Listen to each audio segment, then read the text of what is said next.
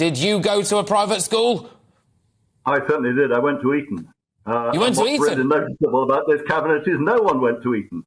Yes, there's a lot of people who went to private school, but they've gone to...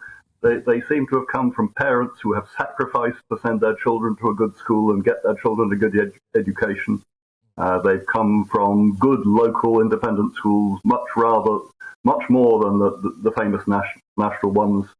And those who went to the famous national ones, I think about half of them probably got their own army scholarships anyway. So it's a really interesting cabinet. A lot of them had real careers.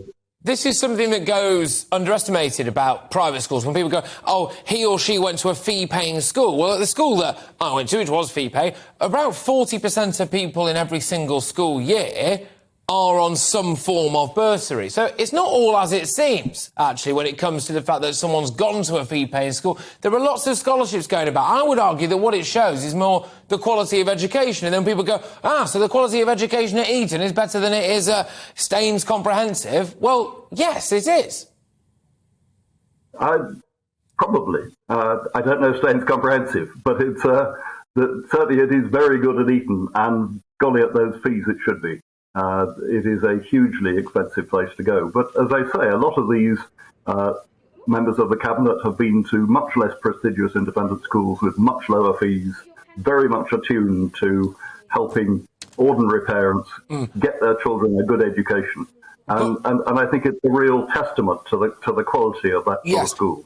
But, Rafe, does it earth people? Does it ground people to have gone to a school? I was talking to one of my producers just off air, and apparently his school failed 2 Ofsted reports during the short time that he was there, which I think is actually quite an achievement, frankly. It's probably a greater achievement than my GCSEs, that managing to fail Ofsted. I mean, it begs the question, what on earth were they doing to the kids? But there we go.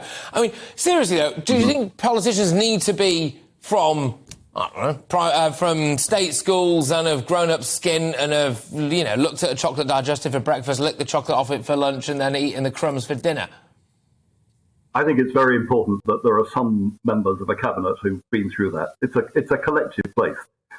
This is a very varied cabinet. Gillian Keegan, who's now in charge of education, went to a state school, became an apprentice, worked in business. This is a world that she knows that she's looking after.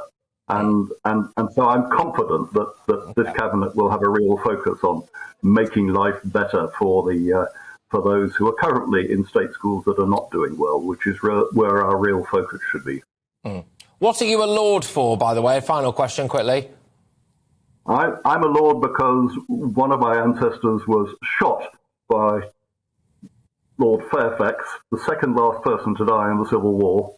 And when Charles II came back, he ran short of money and my family bought a peerage. Good grief, what a story that is. Well, there we go. Thank you very much, Lord Rafe Lucas. Fantastic. I'll have to talk to you again sometime. There we are. Right.